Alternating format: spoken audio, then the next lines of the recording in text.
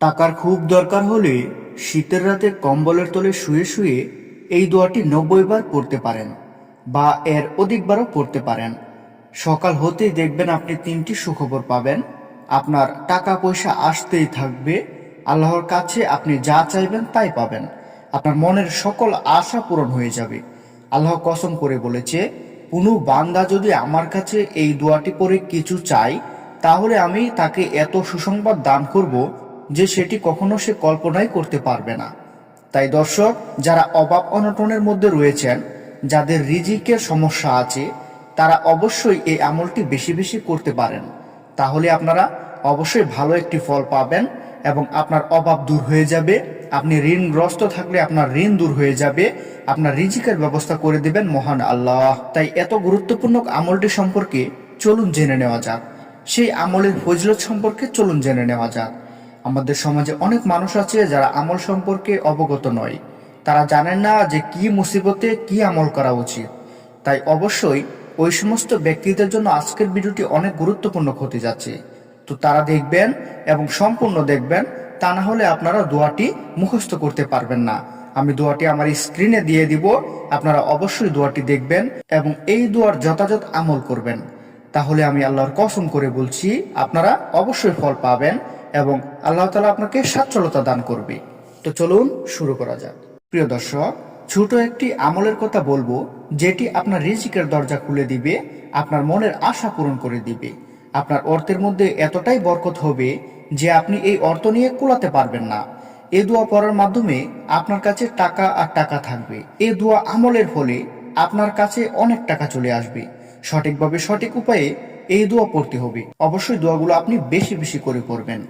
বর্তমানে শীতের রাত, আপনি শীতের রাতে চাইলে আপনার কম্বলের নিচে শুয়ে শুয়েও এই দোয়াটি পড়তে পারে। পবিত্র থাকা অবস্থায় কোনো ব্যক্তি যদি রাতে কোনো দোয়া করে ঘুমিয়ে যায়, তাহলে সে যে দোয়া করবে, সে একাত থেকে ওকাত হওয়ার আগে আল্লাহ তাআলা তার দোয়া কবুল করে নেবেন। তাই অবশ্যই আপনি দোয়াগুলো বেশি বেশি করে পাঠ করবেন, তাহলে অনেক টাকা আসবে আপনার কাছে। বিশ্বনবী হযরত মুহাম্মদ সাল্লাল্লাহু আলাইহি সাল্লামের কাছে একজন সাহাবী এসে বলে, হে নবী, দুনিয়া আমার থেকে বিমুখ হয়েছে, এতটাই অভাবে পড়েছি, আর ভালো লাগে না। আমাদের সচ্ছল হওয়ার কিছু আমল শিক্ষা দিন, যেন আমার রিজিক বৃদ্ধি পায়। আমার রিজিক কমে গেছে, রিজিক প্রশস্ত হওয়ার আমল শিক্ষা দিন, যেন আমার রিজিক বৃদ্ধি পায়। আমার অর্থ কমে গেছে, আমার টাকা পয়সার যাতে বরকত হয়, এরকম একটি আমল আমাকে শিক্ষা দিন। তখন বিশ্বনবী সাল্লাল্লাহু আলাইহি সাল্লাম বললেন, তুমি কি ওই আমলের দোয়া ভুলে গেছো যা মানুষ ও ফেরেশতাদের জন্য? সে দোয়া যদি তুমি পড়তে পারো, দুনিয়া তোমার কাছে অপমানিত হয়ে ফিরে আসবে। দোয়াটি হচ্ছে, সুবহানাল্লাহি ওয়া বিহামদিহি, সুবহানাল্লাহিল আজিম, আস্তাগফিরুল্লাহ। প্রিয় দর্শক, এই দোয়াটি আপনারা বেশি বেশি করে পাঠ করবেন।